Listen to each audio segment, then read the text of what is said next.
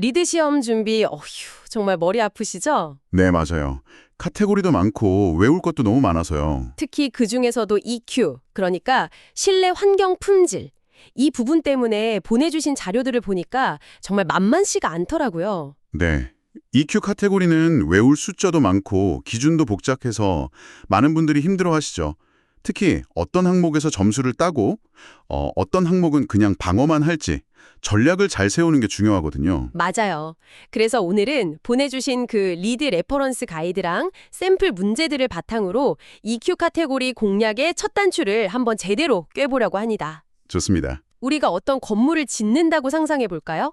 일단 그 리드 인증의 문을 열고 들어가려면 최소한의 입장권 같은 게 필요하겠죠? 바로 그 입장권이 오늘 다룰 첫 번째 주제입니다. 점수는 없지만 통과 못하면 시작조차 할 수 없는 필수 요건, 프리리퀴즈죠. 네, 바로 미니멈 인도어 에어 퀄리티 퍼포먼스입니다. 말 그대로 최소한의 숨쉴 권리는 보장하라는 거예요. 최소한의 기준. 이걸 통과해서 건물에 들어왔다면 이제 그 공간을 정말 쾌적하고 건강하게 만들어야 점수를 딸 수 있겠군요. 그렇죠. 그게 바로 두 번째 주제인 가산점 항목 크레딧, Enhanced Indoor Air Quality Strategy고요. 좋습니다. 자, 그럼 이 험난한 여정, 최소 기준부터 시작해보죠. 이 최소 실내 공기질 성능이라는 입장권을 얻기 위해서 우리가 가장 먼저 해야 할 일은 뭔가요? 핵심은 딱 두 가지입니다. 환기, ventilation, 그리고 모니터링. 네, 즉 신선한 공기를 충분히 넣어주고 그게 정말 잘 되고 있는지 감시하라는 겁니다. 아주 단순하고 명확한 목표죠. 환기부터 시작해보죠. 요즘 건물들은 보통 기계로 공기를 넣고 빼는 기계 환기 방식이랑 네, 그렇죠. 창문을 열어서 하는 자연 환기 방식, 혹은 둘을 섞어 쓰잖아요. 각각 따라야 할 규칙이 다르겠네요. 물론입니다. 먼저 기계 환기 공간, 그러니까 Mechanically Ventilated Spaces의 경우 거의 바이블처럼 따라야 하는 기준이 있어요. 바이블이요? 네, 바로 ASHRA Standard 62-1 2010입니다. 이 기준서에 나온 환기율 절차라는 계산법을 따라서 우리 건물에는 최소한 이만큼의 바깥 공기를 넣어줘야 한다라는 양을 정하는 거죠. 잠깐만요. ASHRA는 미국 냉동공조학회 기준이잖아요. 만약에 제가 유럽에서 프로젝트를 한다면요? 아주 좋은 지적이세요. 그래서 리드는 그런 경우를 대비해서 길을 열어줬습니다. 유럽 프로젝트라면 그쪽에 더 익숙한 CEN 스탠더드, 그러니까 EN 51251이나 EN 13779 같은 기준을 대신 사용할 수 있어요. 대안이 있군요. 네, 기본은 ASHR의 62.1을 따르되 지역적 특수성은 인정해주는 거죠. 그렇군요. 그럼 자연 환기는 어떤가요? 창문만 열어서 환기하는 건데 우리 건물은 이걸로 충분하다. 이걸 어떻게 증명하죠? 자연 환기 역시 기본적으로는 ASHRA 62-1 2010의 자연 환기 절차를 따릅니다. 네, 거기도 ASHRA를 쓰는군요. 네, 그런데 여기서 중요한 점검 과정이 하나 더 추가돼요. 영국의 CIBSE Applications Manual AM10이라는 기준서가 있는데 이걸 일종의 시뮬레이션 가이드라고 생각하시면 쉬워요. 시뮬레이션이요? 네, 여기에 나온 순서도, 그러니까 플로우 다이어그램을 따라가면서 정말 이 건물, 이 지역 기후에 창문만으로 환기가 충분할까를 과학적으로 검증하는 거죠. 무턱대고 창문만 크게 낸다고 되는 게 아니라는 뜻입니다. 기준서들이 그냥 나열된 게 아니라 각자 역할이 있었네요. 여기서 시험에 특히 자주 나오는 함정이 있다고요? 네, 바로 프로젝트 유형을 확인하는 겁니다. 만약 시험 문제에 의료시설, 헬스케어 프로젝트라는 단어가 보이면 지금까지 말한 기준들은 다 잊으셔야 합니다. 네, 완전히 다른 기준을 쓴다는 건가요? 왜죠? 일반 사무실에서 공기질은 쾌적함의 문제지만 병원에서는 말 그대로 생명과 직결되니까요. 그렇죠. 수술실에 오염된 공기가 복도로 새어나가면 정말 큰일 나잖아요. 그래서 훨씬 엄격한 기준인 ASRHA 스탠다드 170-2008과 2010 FGI 가이드라인스를 적용해서 아예 공간별로 기압까지 정밀하게 제어하도록 요구합니다. 시험에선 바로 이 점을 노리는 거죠. 알겠습니다. 의료시설은 특별 관리 대상이다. 이 점 꼭 기억해 두겠습니다. 자, 이렇게 환기량을 확보했다면 이제 이게 계획대로 잘 돌아가는지 감시하는 모니터링 단계로 넘어가야겠네요. 여기서부터 이제 외워야 할 숫자들이 막 나오기 시작하죠. 맞습니다. 시험에 아주 구체적인 수치로 물어보는 부분이죠. 먼저 기계 환기 시스템부터 볼게요. 요즘 건물에 흔히 쓰는 가변 풍량 시스템, VAV 아시죠? Variable Air Volume. 네, 회의실에 사람이 꽉 차면 바람을 세게 불어주고 텅 비면 약하게 틀어서 에너지를 아끼는 그런 스마트한 시스템이죠. 바로 그겁니다. 그런데 이 똑똑한 시스템이 에너지를 아낀다고 바람을 너무 줄여버리면 안 되니까 감시 장치가 필요한 거예요. 아하, 그래서 최소 외기도 입량을 플러스 마이너스 10%의 정확도로 측정하는 장치를 달도록 요구합니다. 그리고 만약 설정 값에서 15% 이상 공기량이 부족해지면 바로 경보를 울려서 관리자에게 알려야 하고요. 플러스 마이너스 10% 정확도, 그리고 15% 이탈 시 경보, VAV 시스템의 감시 규칙이네요. 네, 그럼 항상 같은 양의 바람을 내보내는 정풍량 시스템은 좀 더 간단하겠어요? 네. 정풍량, 컨스탄트 볼륨 시스템은 팬이 돌고 있는지 아닌지만 확인하면 되니까요. 공급 팬위에 전류 변환기나 공기 흐름 스위치 같은 걸 달아서 작동 여부만 감시하면 충분합니다. 그럼 자연 환기 모니터링은 어떻게 하죠? 창문이 잘 열려 있는지 센서라도 다 달아야 하나요? 비슷한 아이디어입니다. 세 가지 전략 중 하나를 고를 수 있어요. 세 가지요? 네. 첫 번째는 기계 환기처럼 배기구에 유량 측정 장치를 다는 겁니다. VAV와 똑같이 플러스 마이너스 10% 정확도, 15% 이탈 시 경보 기준이 적용되고요. 그렇군요. 두 번째는 모든 창문이나 환기구에 자동 표시 장치를 달아서 사람이 있는데 다치면 경보가 울리게 하는 아주 직관적인 방법도 있습니다.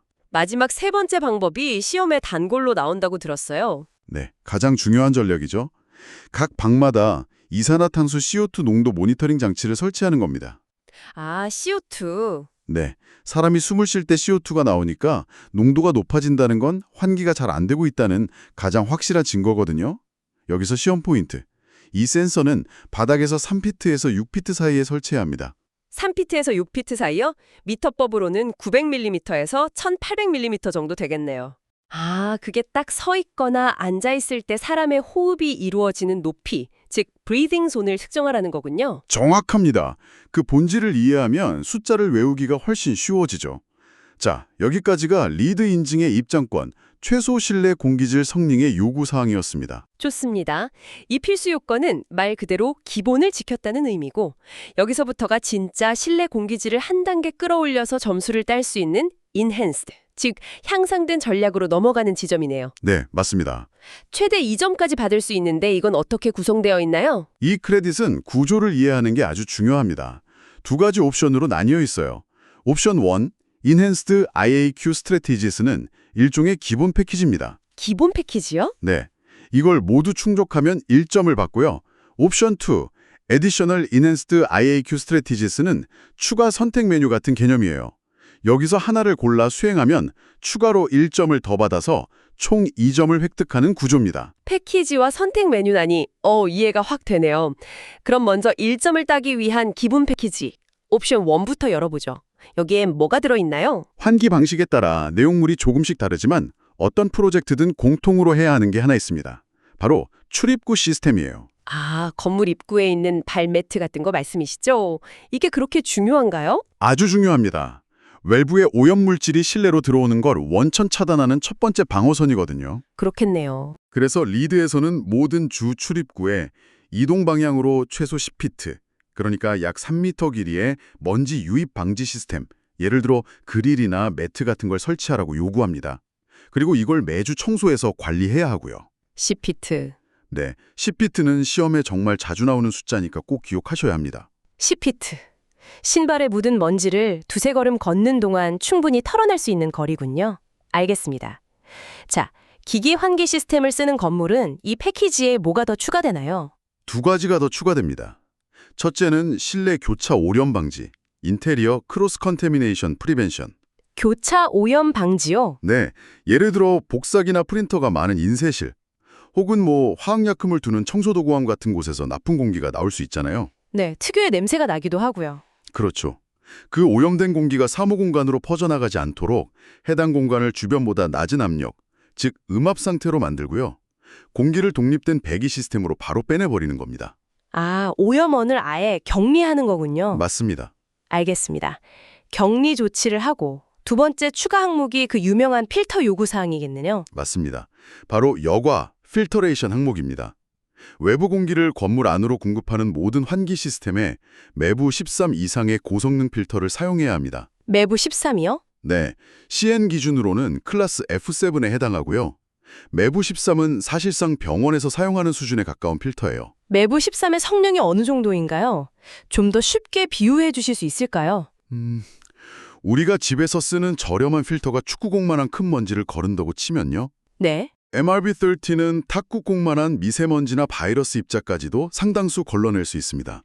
건물 전체에 거대한 공기청정기를 다는 것과 비슷한 효과라고 보시면 돼요. 와, 대단하네요. 그리고 아주 중요한 점, 공사가 다 끝나고 입주하기 직전에 모든 필터를 새 것으로 교체해야 합니다. 공사 중 발생한 먼지를 입주자가 마시면 안 되니까요. MERV13. 이 숫자는 정말 별표 5개짜리네요. 그럼 자연환기 건물은 필터 대신 뭘 해야 이 패키지를 완성할 수 있나요? 자연환기 시스템의 경우 자연환기 설계 계산, Natural Ventilation Design Calculations를 통해서 우리 건물의 자연환기 설계가 CIBSE AM10 같은 공인된 기준에 따라 제대로 이루어졌다는 걸 계산으로 증명해야 합니다. 정의해보면 옵션 1에서 1점을 따려면 공통적으로 10피트 출입구 시스템을 하고 네, 그건 기본이고요.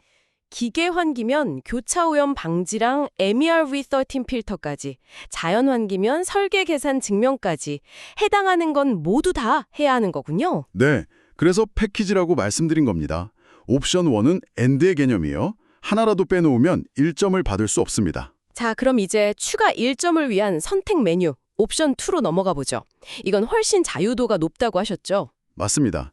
옵션 2는 5의 개념이에요. 여러 가지 전략들 중에서 우리 프로젝트에 가장 잘 맞는 것 하나만 선택해서 수행하면 1점을 줍니다. 아, 하나만 해도 되는군요. 네. 기계 환기 시스템의 경우 어떤 메뉴들이 있나요? 크게 4가지 중에 고를 수 있습니다. 첫째, 외부 오염 방지, Exterior Contamination Prevention, 컴퓨터 시뮬레이션 같은 걸 통해서 건물 외기 흡입구 위치가 도로의 매연이나 다른 건물의 배기구로부터 안전하다는 걸 증명하는 거고요. 네. 둘째, 환기량 증가, Increased Ventilation. 이건 아주 직관적인 방법이죠. 필수 요건에서 계상했던 최소 환기량보다 30% 이상 더 많은 신선한 공기를 공급하는 겁니다. 30% 증가? 이것도 시험에 나올 확률이 아주 높아 보이는 숫자네요. 네, 아주 중요합니다. 나머지 2가지 선택지는 뭔가요? 셋째는 이산화탄소 모니터링, 카본 다이옥사이드 모니터링.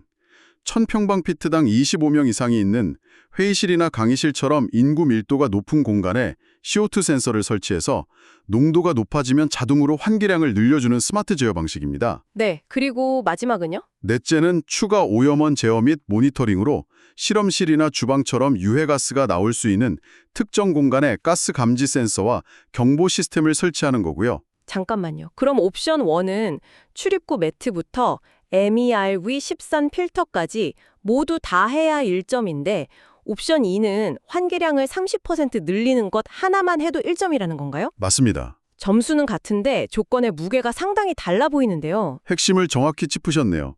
그래서 전략이 중요합니다. 옵션 1은 실내 공기질을 다방면으로 조금씩 계산하는 기본기 강화에 가깝다면 네. 옵션 2는 특정 분야 하나를 깊게 파고들어서 확실한 효과를 내는 필살기에 가깝다고 볼 수 있죠. 프로젝트 특성에 따라 더 쉽거나 효과적인 방법을 선택하는 겁니다. 아하, 자연 환기 시스템의 선택 메뉴는 어떤가요? 기계 환기와 공통된 외부 오염 방지나 추가 오염원 제어를 선택할 수도 있고요. 자연환기만의 특화된 메뉴인 실별 자연환기 계산, 내추럴 벤틸레이션, 룸바이룸 캘큘레이션을 선택할 수도 있습니다. 아, 이건 더 심화된 방식이네요. 네, CIBS M10의 계산법을 이용해서 건물 전체가 아니라 각 방 단위로 공기 흐름을 정밀하게 예측하고 증명하는 더 깊이 들어가는 방식이죠. 그렇군요. 이 크레딧의 점수 획득 구조를 완벽하게 이해하는 게 정말 중요하겠어요.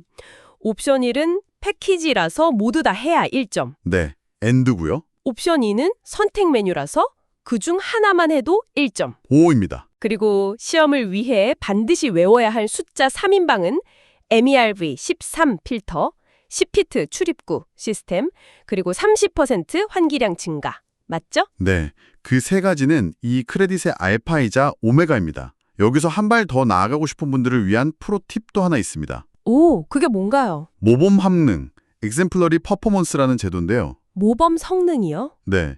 옵션 1 패키지를 모두 달성하고 옵션 2의 선택 메뉴 중에서 하나가 아니라 두 개를 수행하면 EQ 카테고리를 넘어서 혁신, 이노베이션 카테고리에서 추가 1점을 더 받을 수 있습니다. 와, 이 크레딧 하나로 총 3점까지 노려볼 수 있는 거죠. 와, 정말 완벽한 공략법이네요.